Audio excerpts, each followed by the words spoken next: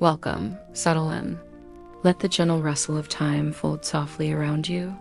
You've arrived at Sleepy History, where the past flows slow and steady like water over ancient stones.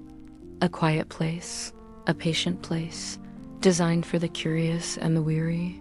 Here, we explore the world as it was, carefully, calmly through stories that wind and drift, inviting you to rest, reflect, and perhaps even fall asleep. Maybe you've had a long day, or your mind is still carrying the rhythm of tasks, thoughts, and unfinished business. That's okay. For the next 2 hours, we will wander through a corner of history that is strange, a little slippery, and wholly unexpected. Tonight's story is about something you might not associate with economics, let alone medieval finance, eels. Not merely a food source, not just something squirming in muddy rivers. No, in parts of medieval England, eels were money. They were counted, measured, stored, transported, taxed, and traded. For a time, a very long time, eels were a legitimate, accepted form of rent and payment. This wasn't a quirky exception. It was a standardized, normalized part of economic life. 100 eels might be due to the local monastery. 1,000 might be delivered by barrel to a noble estate. And what's more, the record still exists neatly written in Latin on parchment that smells faintly of age and dust. El rent was real, recurring, and rigorously documented. Imagine, if you will, a damp riverside village. Perhaps in the year 1190, the morning mist has not yet lifted from the fields, and a man stands knee-deep in a cold stream, pulling up a conical wicker trap. Inside, it glistens with life-twisting, coiling bodies packed together like tangled cords. He tips the trap into a large barrel. This is not food for his table. This is rent. This is how he'll pay for the use of the land, the rights to gather wood, or the privilege to graze a small flock. Across the region, barrels like this are being filled counted by the dozen, stacked in cellars, delivered to abbeys. It's an economy not of coins, but of creatures.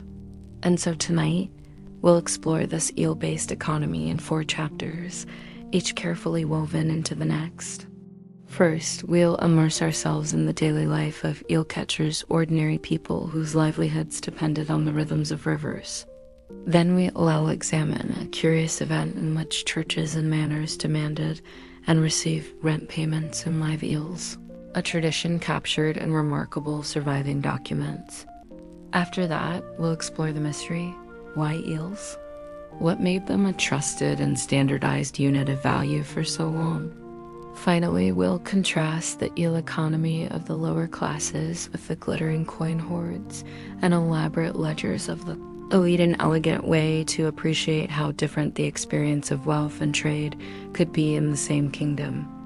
If you're comfortable, now blanket pulled just right, lights softened, breath slowing, let's begin. And before we do, if you find yourself enjoying this journey through forgotten history, consider liking this video or subscribing to Sleepy History.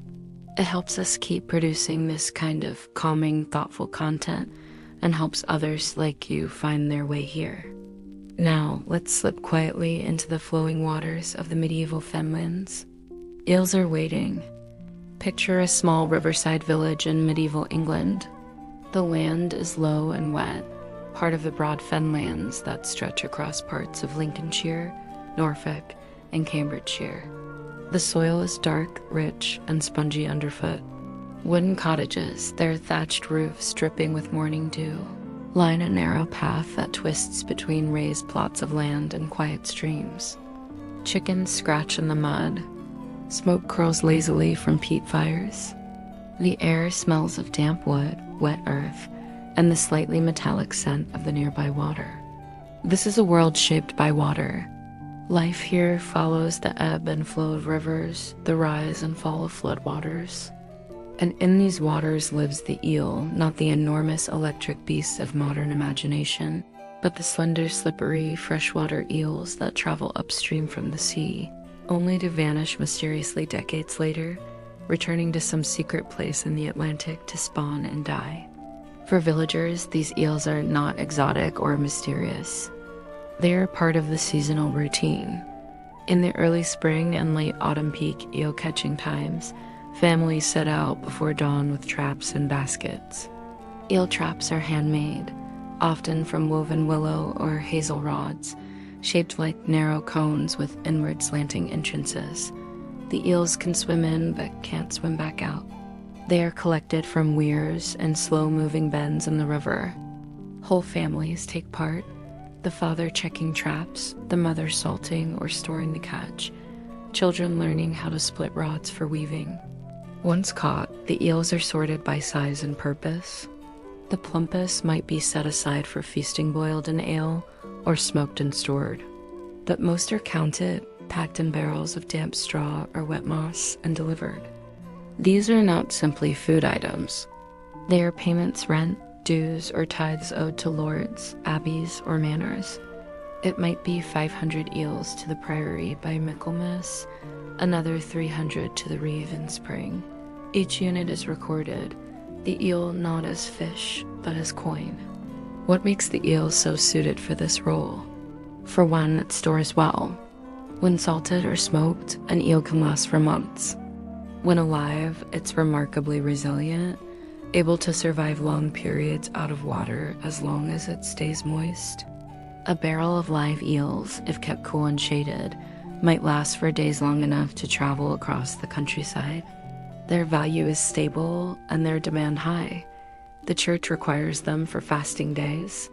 Monasteries feed them to guests. And because they are relatively easy to count and transport, they work surprisingly well as a commodity. Let us pause here and imagine the process more closely. You, a tenant farmer, are preparing your eel rent. It's early November.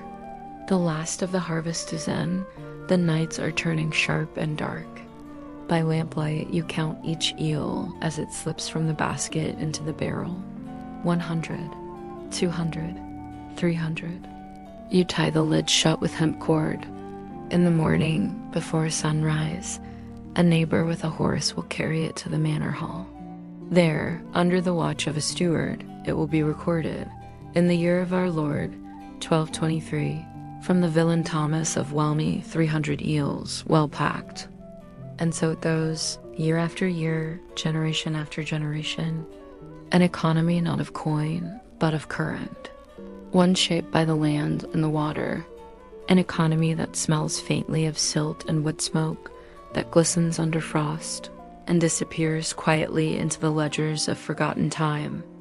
This is where we begin, in the rhythm of rivers, the routine of rural life, and the soft splashing sound of a payment made in eels. Imagine a world where wealth was not measured in coins, or livestock or jewels, but in sleek, silver-scaled creatures that slithered silently through the streams and rivers of England. In the heart of the medieval countryside, in a time long before a standardized currency reached every corner of rural society, people found inventive ways to trade, to pay, and to survive. And among these curious methods, the eel humble, wriggling, and surprisingly versatile held an esteemed place. To truly understand the story of eels as currency, we must gently shift our gaze toward the early Middle Ages, roughly between the 9th and 13th centuries, when coinage was rare in most parts of England, and local economies were driven by barter, by obligation, and by whatever resources were abundant in a given region. Eels, slippery and plentiful in the waterways of East Anglia, Somerset, and beyond, proved to be more than just a tasty meal. They became a means of exchange, a standard of payment, and even a dependable store of value. Eel rents, as they were known, are not merely legend. Hundreds of these transactions are meticulously recorded in surviving medieval documents, charters, and manorial rolls. In fact, one of the earliest known references to eels as rent payments comes from the Doomsday Book of 1086, which mentions at least 540000 eels being rendered annually across England, an astonishing figure, especially when one considers the labor and time involved in catching, storing, and delivering them. These eel rents were not arbitrary. They were carefully calculated and deeply embedded in the rhythms of rural life. Land tenants who lacked silver coin or other valuables would often pay their dues to the local lord or the church using eels. Sometimes this rent took the form of a few dozen eels from a peasant fisherman. Other times, larger parcels of land were rented for barrels containing thousands of the creatures. These barrels, called bines, were packed with live or preserved eels, which were often kept in moats, stews, or fish ponds until delivery. Now, you might be wondering, what made the eels so uniquely suited to such a role? Part of the answer lies in its ecology. Eels were abundant, particularly in the low-lying fenlands of eastern England. They were also relatively easy to catch in weirs, traps, and nets, especially during their migratory seasons when they traveled in vast, glittering schools. Moreover, eels were prized for their nutritional value. Rich in fat and easy to preserve through smoking or salting, they could be kept for weeks or even months without spoiling. No small feat in a world without refrigeration. Churches, in particular, became major centers for eel rent collection. Monastic estates often recorded these transactions in detail. For example, in Iliven, an island in the middle of the marshy fens, cathedral clerks compiled long lists of eel payments made by local tenants. In the Benedictine Abbey of Ramsey, records show that one village alone paid over 60,000 eels in a single year. These were not symbolic gestures. They represented a vital part of the local economy. Imagine the scene: a chilly spring morning, dew still glistening on the reeds beside a slow-moving stream. A local tenant, wrapped in woolen layers, trudges through the wet grass toward the manor house. In his arms, he carries a bundle of smoked eels, carefully wrapped in cloth or stored in a small cask. He presents them to the reeve or the bailiff, agents of the lord or abbey, and receives in return a nod of acknowledgement, perhaps a tally mark on a long scroll of parchment, his annual duty discharged. The eel itself was both ordinary and elevated. For peasants, it was a dietary staple commonly eaten in pottage, grilled over coals, or mixed with oats and herbs. For the upper classes, it was a delicacy, often served in elaborate stews or jellies during feast days and fasts alike. Because eels are not considered meat under Catholic dietary rules, they were especially important during Lent and on Fridays, when meat consumption was forbidden. But the story of eel rents is not solely about economics. It also reveals something of the social order, the relationships between lord and tenant, the subtle obligations and expectations that bound communities together. In many ways, paying rent in eels was a form of negotiation with the natural world, a way of converting one's labor and access to local resources into status, security, and survival. We can also trace how this eel economy intersected with broader patterns of trade and administration.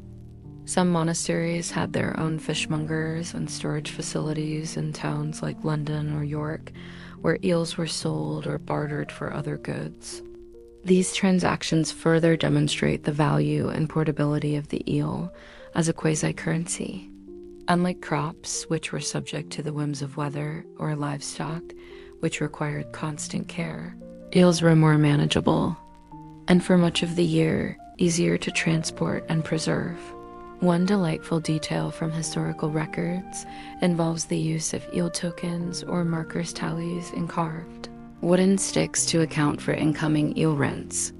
These physical records functioned almost like receipts, and in the absence of full literacy, they were crucial to keeping accounts.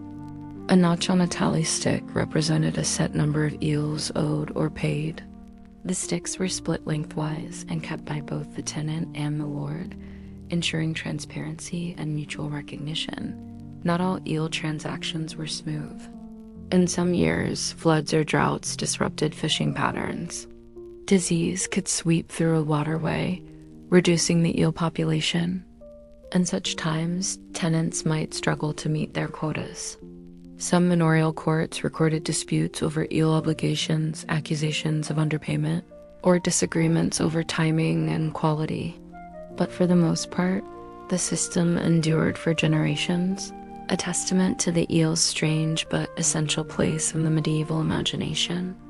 It's worth noting that not all of these payments came from humble farmers. In some cases, knights, nobles, and even royal officials were required to render eels as part of land grants or feudal service. The symbolic and practical uses of the eel cross social boundaries, linking the lowest serf to the highest prelate. When King Henry I granted lands to religious houses, he sometimes specified eel obligations in the charter, suggesting just how institutionalized the practice had become. As we drift through this watery world of eel payments, one can't help but marvel at the sheer variety of eel-related duties. Some documents speak of eel fang, the right to set eel traps in a lord's domain, often taxed or licensed for a fee. Others describe eel feasts held at abbeys, where thousands of preserved eels would be prepared for guests. In rare cases, eels were even sent as diplomatic gifts, packed carefully and transported overland or by river to distant abbeys or courts. The eel, ever elusive in its life cycle, was equally slippery in economic records. Though we have extensive documentation, much of the eel economy functioned quietly, invisibly, beneath the surface of larger historical events. Wars raged, dynasties rose and fell, but in the backwaters and marshes, the catching and counting of eels continued with a steady rhythm year after year. And so, as the candlelight flickers over the parchment of ancient accounts, we can imagine the quiet scribes of Ely or Ramsey, dipping their quills into ink, marking down the delivery of 10 dozen eels from a particular villager, noting the smoothness of the transaction or perhaps a delay. Their world was one in which food was wealth, and creatures like the eel carried weight not just on the plate, but in the ledger. In this gentle, measured rhythm of medieval obligation, we see the outlines of a society in deep dialogue with its environment. The eel, slippery and strange, served as both sustenance and standard, a peculiar kind of coin in a world where metal currency was rare and trust in the rhythms of nature ran deep. And as we now ease our way forward into the next segment, we'll leave the ledgers behind and step into a more curious realm, the mystery behind the eel's elevation. Why this creature above all others? What made the eel such a trusted unit of exchange, and how did its cultural significance grow beyond mere utility?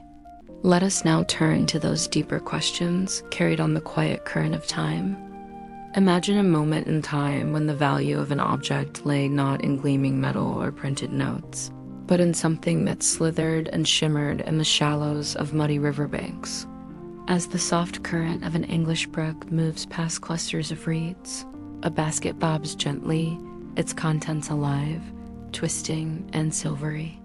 Inside are dozens of eels creatures as old as the rivers themselves, bound not just for the cookpot, but for a more peculiar destiny, to be exchanged, recorded, and accounted as money.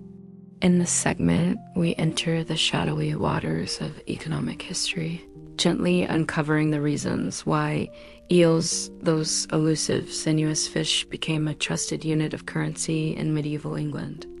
We won't race through the facts. Instead, let's wade in slowly, as if walking barefoot into a cool stream, feeling the soft silt between our toes and letting the waters of history wash over us. We begin not with coinage, but with scarcity. In early medieval England, coins were rare, particularly in rural areas. For peasants, tradespeople, and even monastic communities, coins were often unnecessary. Daily transactions, purchasing bread, paying a laborer, or offering dues to the church were commonly completed through barter. Yet bartering requires mutual agreement on the value of items, and for that, both parties need to understand, or at least accept, a consistent standard of worth. This is where eels come in. Eels, it turns out, were more than just slippery river dwellers.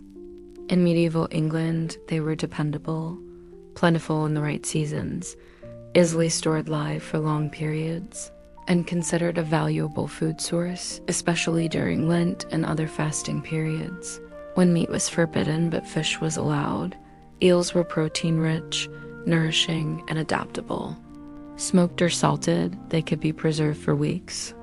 In areas where access to coinage was limited, eels became an incredibly practical unit of exchange. The mystery of eel currency lies in how it became so widely accepted and how it sustained such an organized economic function. Church records, particularly those from the 11th and 12th centuries, reveal that rents, tithes, and obligations were often paid not in silver pennies, but in quantities of eels. This wasn't a metaphor. It was a detailed, regulated practice. One such document is the Doomsday Book, compiled in 1086 under William the Conqueror. It records not only land, livestock, and human resources, but also quantities of food owed as rent, including prominently eels. For instance, in certain manors, the records specify that a tenant owed so many hundred eels each year. This form of payment, known as eel rent, was recognized and enforceable. Why did institutions such as the church accept eels in place of coinage? The answer lies partly in logistics and partly in culture. Eels could be stored live in fish ponds, transported overland in damp sacks or barrels, and smoked for long-term storage. They were valuable commodities in monastic kitchens and noble households alike. Furthermore, the church controlled many of the weirs and fisheries where eels were harvested. These rights were both economic and symbolic, reinforcing the church's central role in sustaining the food supply and regulating trade. The widespread use of eels in economic exchanges reflects a sophisticated system of valuation. Just as coins bear denominations, so too did eel payments have a kind of standardization. A stick of eels, for instance, referred to a bundle of 25 eels tied together with a willow withy. 10 sticks made a bind, a larger bundle of 250 eels. These measurements allowed for consistent recording, accounting, and collection. The records of Ramsey Abbey in Cambridgeshire, one of the wealthiest religious institutions of its time, contain extensive listings of eel rents.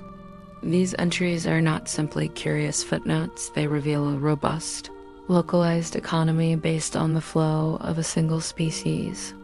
Monks and scribes meticulously documented eel dues, measured deliveries, and kept tabs on which tenants paid in full and which defaulted. The question arises, why eels and not other fish? Why not salmon, trout, or pike? Part of the answer lies in the eel's nature. Unlike many freshwater fish, eels could survive out of water for extended periods, provided they were kept moist. This made them ideal for transport, a crucial factor in an age when roadways were muddy tracks and travel was slow. A barrel of eels could be carted from a village to an abbey many miles away without the contents spoiling. Furthermore, eels were relatively easy to catch in quantity using simple traps such as eel baskets or eel weirs, some of which were ingeniously constructed with wooden slots and stakes driven into riverbeds. Another reason was the cultural and culinary significance of eels. They were esteemed not only as a humble staple for the poor, but also as a delicacy among the upper classes. Eel pie, eel stew, and roasted eel all found their way into medieval cookery. This cross-class culinary appeal further entrenched the eel's economic role. But perhaps the most fascinating aspect of eel's currency lies in its blending of practicality with symbolism. In medieval Christian thought, fish were laden with metaphor. The eel's slippery, elusive nature made it a symbol of both temptation and tenacity. It was a creature of the in-between, neither fully of land nor sea, capable of surviving both in water and out. The eel's mysterious life cycle spawning far away in the Sargasso Sea, a fact unknown to medieval people, only deepened its mystique. Eels were, in a sense, the perfect emblem of medieval exchange. Their value was recognized not through stamping and minting, but through use and repetition. Every transaction made with eels reinforced their status as a unit of currency. Over time, eel rents became institutionalized. At Ely Cathedral, one of the great monastic centers of medieval England, thousands of eels were delivered annually as part of the cathedral's income. These eels supported the feeding of monks, guests, and the poor. At the same time, they enabled further economic activities. The monastery might trade surplus eels for grain, tools, or labor. In this way, eels participated in an invisible economy that moved quietly through streams and across muddy roads. We also see evidence of eel currency in the writings of legal codes and customary laws. Some regional laws made specific provisions for how eels should be delivered, what weight and condition were acceptable, and what penalties might apply for fraud. The fact that legal mechanisms were developed around eel payment underscores their importance. As we meander further into this topic, imagine again the countryside low stone walls crumbling into hedgerows, mists rising from the fields at dawn. A boy carries a woven basket on his back, its interior alive with motion. He's on his way to deliver his father's rent. At the manor house or the abbey gate, he will hand over the required number of sticks. A clerk will count them, note them in a ledger, and offer a nod of approval. The transaction is complete. No coins have changed hands, no scales have been used. Yet value has been exchanged and obligation fulfilled. There is a certain poetry to this. Unlike modern currency, which is abstract, digital, and impersonal, eel currency was tangible, alive, and communal. It bound people to rivers and seasons. It reminded them that wealth could swim and that prosperity might flicker in the shallows. Eventually, as coinage became more available and economic systems centralized, the use of eels as currency faded. But its memory lingers in the ledgers of abbeys, the margins of manuscripts, and the curious expressions of economic historians who stumble upon a record that reads not in pounds or pence, but in binds and sticks of something that once slithered through the water. Imagine, if you will, a quiet river bending gently through the English countryside, its banks lined with soft grasses and willows swaying in a mild breeze. The surface of the water glistens under a muted sun, rippling in a slow, steady rhythm that seems to carry the very pulse of the land itself. Beneath this serene surface, the water is alive with movement. Shadows flicker and glide, and among them, the slender, sinuous forms of eels twist and slide through the currents. These creatures, slippery and elusive, have long fascinated those who lived alongside them. Now, transport yourself back to a time several centuries ago in the slow-moving world of medieval England. In this world, the gentle rivers and quiet ponds were more than just places of beauty or sources of food. They were the lifeblood of communities' conduits for survival, and in a remarkable way, the vessels for something quite extraordinary. The eels inhabiting these waters were not only sustenance, but also units of currency, living, wriggling tokens of economic value. This segment invites you to wade into the deeper waters of history and explore the mystery behind eels' role as currency. We will take a calm, measured journey through this unusual chapter of economic and social life, moving slowly through the practical realities, the cultural meanings, and the recorded evidence that together reveal why eels were once trusted, counted, and exchanged like money. To understand why eels could be money, it helps first to understand the economic landscape of medieval England. Unlike today's world of coins, paper bills, and digital transactions, the medieval economy was often localized, limited by geography, and constrained by the availability of minted currency. Coins did exist. Silver pennies were in circulation, but they were relatively scarce, especially in rural areas where most people lived. Minting coins was costly, and the supply limited by political authority and precious metal availability. In many villages and manors, coins changed hands infrequently. Instead, people relied heavily on barter, the exchange of goods and services directly without the intermediary of currency. Bartering, while practical, carried its own challenges. To complete a trade, both parties needed to agree on the relative value of what was being exchanged. For example, how much grain was worth a chicken, or how many eggs would equal a day's labor. This system required negotiation and trust, but often lacked standardization, which could complicate larger or more regular transactions, such as rents or taxes. In this context, communities and institutions sought reliable, widely accepted standards of value, things that could be consistently counted, measured, and agreed upon. And it is here that the humble eel found its surprising place in the economic tapestry. Why eels and not any other fish or commodity? What qualities made these slippery creatures suitable for use as currency? First, consider the eel's habitat and behavior. Eels are native to rivers, streams, and ponds throughout England. They are hardy creatures, capable of surviving in diverse environments.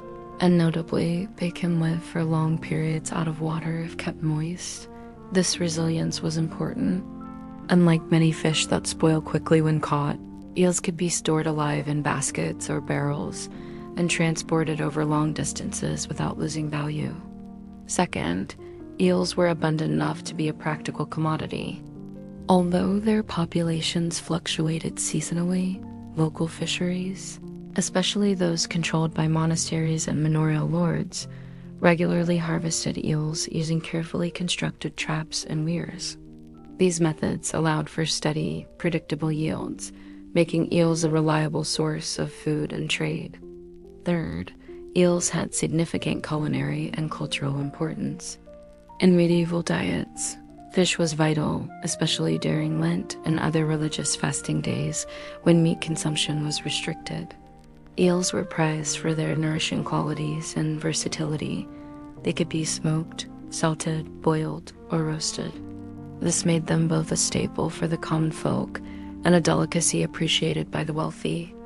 These practical qualities, resilience, abundance, and cultural value, laid the foundation for eels to be more than just food. They were a living currency. One of the richest sources of information about eel currency comes from surviving medieval records, especially those associated with the church and its extensive landholdings. The Domesday Book, completed in 1086, offers an early glimpse. Though primarily a survey of land and resources commissioned by William the Conqueror, it includes references to rents and dues paid in kind, including eels. Certain manors were required to deliver hundreds or even thousands of eels annually to their lords or religious houses. Beyond Doomsday, the accounts and charters of abbeys, cathedrals, and monasteries offer detailed records of eel rents. Ramsey Abbey, for example, maintained meticulous ledgers documenting the number of eels owed by tenants. These documents show that eel payments were standardized and enforced, not just occasional gifts or symbolic offerings. At Ely Cathedral, records describe the delivery of thousands of eels each year, contributing to the daily sustenance of monks and the wider community. The fish ponds and fisheries controlled by the cathedral were carefully managed to ensure a steady supply. The terminology used in these records further reveals the systematic nature of eel currency. Eels were grouped into sticks and binds, bundles tied together for counting and transport. A stick consisted of about 25 eels, while 10 sticks formed a bind, or 250 eels. These units allowed for consistent accounting, much like pounds and shillings. The use of eels as currency was not merely economic, but also embedded in the legal and social frameworks of medieval England. Customary law and local regulations often specified how eel rents should be paid, including the acceptable size and condition of the eels. Penalties could be levied for shortfalls or attempts to cheat by delivering undersized or fewer eels. The rights to fish in certain waters were highly valued and often granted by royal charter or church decree. Control over fisheries was a source of power and income, linking eel currency directly to social hierarchy and authority. For peasants and tenants, delivering eel rents was part of their obligations, a tangible link between their labor, the land, and their lord or the church. For religious institutions, eel rents provided food security and resources to support their communities in charitable activities. Beyond the practical, eels held symbolic significance in medieval culture, adding another layer to their role as currency. Fish, in general, were important symbols in Christian iconography and thought. The eel, in particular, was seen as a creature of mystery and transformation. Its slippery form and secretive habits embodied qualities both admired and feared: adaptability, endurance, and elusiveness. The eel's life cycle, migrating thousands of miles to spawn in the distant Sargasso Sea, was unknown to medieval people, but later fascinated scholars. Even without this knowledge, the eel's ability to survive in water and damp land, its ability to twist and escape capture, lent it an air of otherworldliness. This symbolism likely reinforced the eel's value. Currency, after all, depends not only on material worth, but on shared belief and trust. The eel's place in religious fasting traditions, its association with life and sustenance, and its connection to the natural cycles of river and land created a cultural resonance that helped maintain its status as money. Imagine now the scene at a medieval manor or abbey on a crisp morning. Tenants arrive, carrying woven baskets or barrels brimming with live eels. The air is cool and moist, filled with the scent of earth and water. The eels wriggle gently, their silvery bodies glinting in the early light. A clerk or steward awaits, ledger in hand. He carefully counts the eels, tying them into sticks or binds, recording each bundle with steady hand and practiced eye.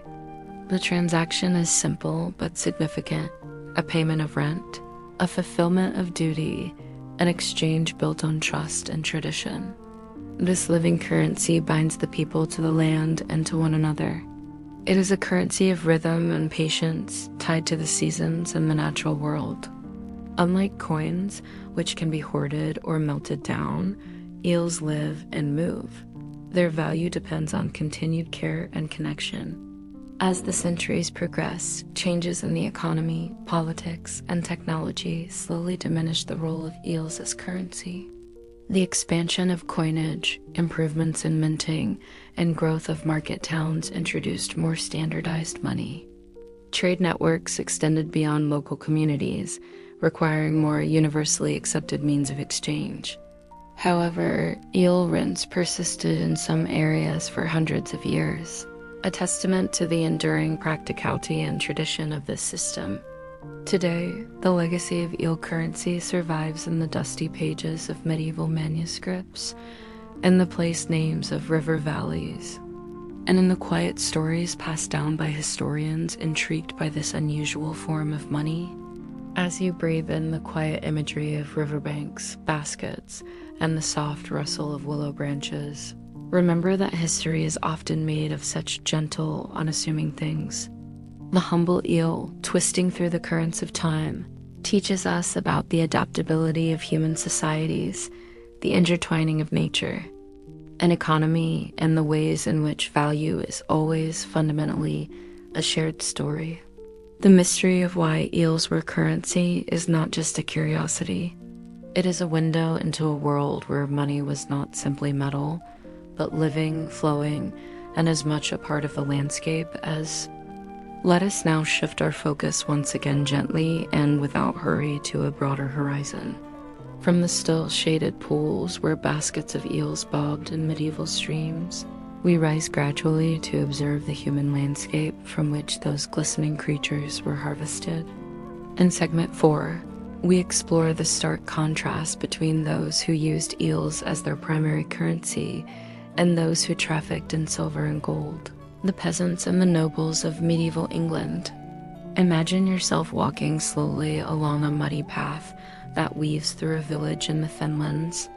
On one side, low timber-framed cottages lean against the wind, their thatched roofs dark with dew. Smoke curls lazily from holes in the roofs, carrying with it the scent of peat and boiling herbs. On the other side of the path, a narrow channel, dug by hand generations ago, carries water fed from nearby rivers. This is Eel country, a place where wealth does not glint but wriggles. To the peasant in 11th century England, coinage was a rare sight. In isolated hamlets, far from market towns, most economic interactions were grounded in barter or obligation. A tenant might pay rent in grain, labor, or livestock. But in regions such as the fens, low-lying wetlands stretching across eastern England, eels were the most valued payment of all. To understand this, we must return to the rhythm of peasant life. Each day, a villager's time was dictated by necessity, waking with the sun, tending to meager gardens, feeding animals, and maintaining simple tools. The river, however, offered something more. It was not just a source of fish, but a means of supplementing the rent they owed to their lords or to the church. Men and boys would rise before dawn, wading into the shallows with woven eel traps under their arms. These traps, conical, clever, and centuries old in design, were set with practiced care and checked again at dusk. The reward for this daily ritual was a haul of eels, sometimes dozens in a day, particularly in autumn when the eels migrated downstream. This seasonal bounty became the cornerstone of their fiscal calendar. A peasant family might owe 300 eels a year to their landlord, about 12 sticks, bundled and delivered in early winter. In return, they retained rights to their small plot of land and access to the commons for grazing livestock. Such arrangements were not informal. They were codified, recorded in ledgers, etched into the memory of stewards and monks. The church, which often acted as landowner, viewed eel rents as a stable, predictable source of sustenance and income. The records from Ramsey Abbey, Ely Cathedral, and other religious centers show eels listed alongside more traditional forms of rent like sheaves of wheat or days of plowing.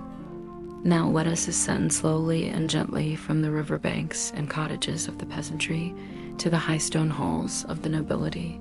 Here, in manor houses perched above rolling pastures, the language of wealth was different. Lords and ladies dealt in charters, titles, and coinage. They accumulated silver pennies, gold florins, and land grants, extending their influence through inheritance, warfare, and political maneuvering. But even in these gilded halls, the eel had a presence. The noble estate, vast and diverse, relied on the output of its peasant tenants.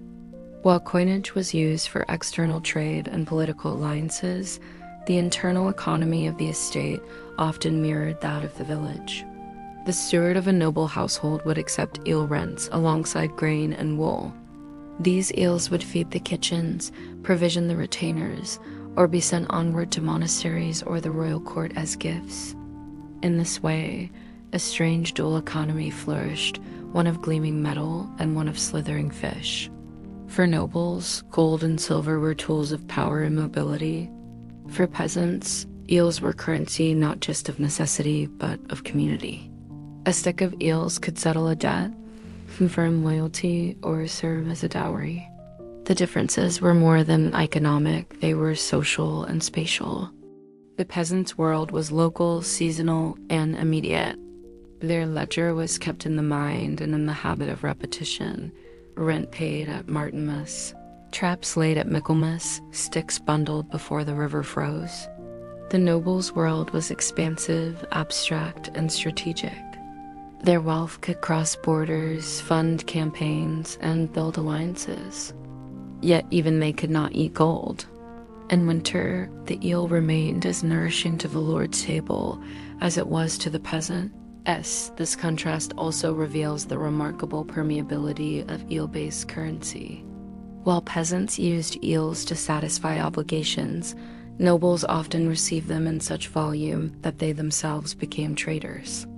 Monastic larders sold surplus eel stocks at market. Nobles sent barrels of smoked eel to London or even across the Channel to Normandy. Thus, eels entered larger circuits of trade, becoming part of an economic system that reached beyond their watery origins, and yet there was imbalance. While the peasant waited in the cold to trap his dues, the noble collected them without lifting a finger. The eel, in its slimy neutrality, flowed upward from toil to privilege. As we contemplate this disparity, let us pause to observe a small but poignant scene. In a village near Ely, a boy returns from the river with a basket. His fingers are numb, his boots soaked. Inside the house, his mother lights a fire, and the boy carefully transfers the eels to a wooden trough filled with water.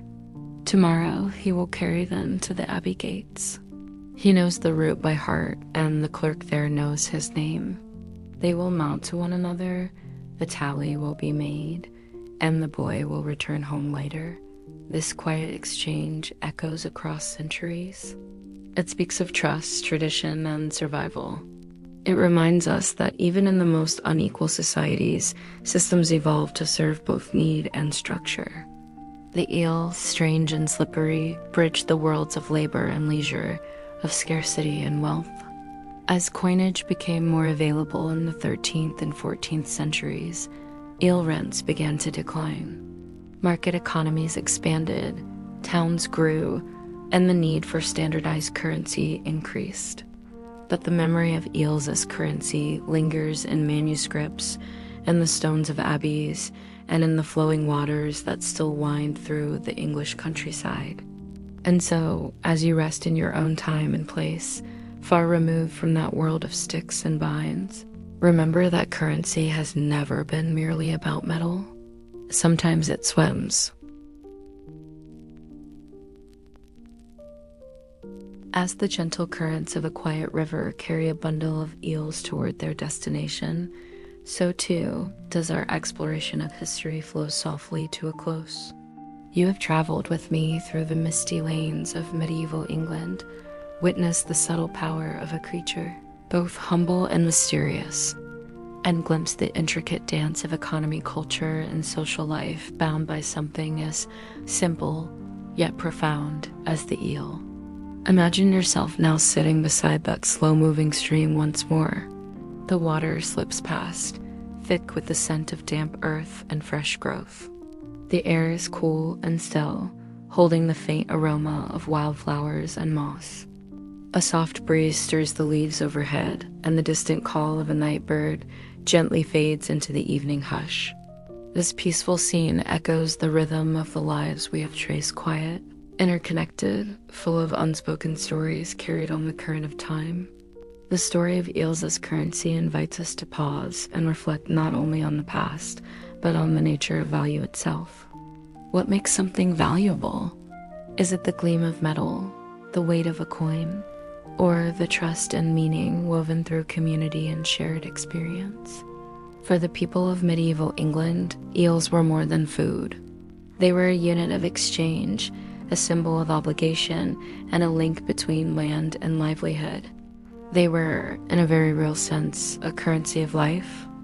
Today, the world's currencies are far removed from the rivers and fields of that distant time. Money has become intangible, often existing only as numbers on screens, flowing through digital networks at the speed of thought. Yet the essence of exchange remains, a mutual trust, a recognition of value, and a thread connecting individuals across space and time. As you imagine the contrast between the slippery bundles of eels and the cold, shining coins of a treasury, consider the subtle lessons hidden in that difference. The eels remind us of nature's rhythms, the seasons, and the tangible world that sustains us. The gold and silver speak to human ingenuity, ambition, and the desire to create systems of trust that transcend immediate circumstance. The use of eels as currency was not merely a quaint historical curiosity. It was a practical solution born from the realities of a world where coins were scarce and survival depended on cooperation with the environment. It teaches us about adaptation and resourcefulness qualities as vital now as they were then. In this quiet reflection, notice how the boundaries between economy and ecology, society and nature begin to blur. The medieval practice of eel rents intertwined these realms seamlessly. Landholders depended on the health of rivers. Villagers' obligations were measured in living creatures, and religious institutions managed both spiritual and material wealth in delicate balance. Even as industrialization and modern finance have transformed the way we understand money, echoes of these connections remain. Local currencies, barter systems, and sustainable economies today often draw inspiration from practices like those of the eel-based economy. They remind us that money is, at its heart, a social contract, a pact between people and the world they inhabit. Allow your mind to drift gently over these thoughts, like leaves floating on a stream. You might imagine the faint ripple of history beneath the surface of modern life, the quiet influence of forgotten customs guiding the currents beneath our feet. There is a comfort in this continuity. Though centuries have passed since a stick of eels could settle a rent or a tithe, the fundamental human experiences, exchange, obligation, community remain. We inherit these patterns, transformed and adapted, but still present in the rhythms of everyday life. As you prepare to rest, take a moment to appreciate the quiet complexity of the past and the peaceful inevitability of change. The world moves forward, shaped by countless hands and countless stories, each one a drop in the vast river of time. Picture the slow flow of the medieval stream once more, the shimmer of eels beneath the water's surface, the steady hand of the peasant delivering his rent, the attentive clerk recording each transaction with care. These images fade softly into twilight, leaving behind a sense of calm and connection.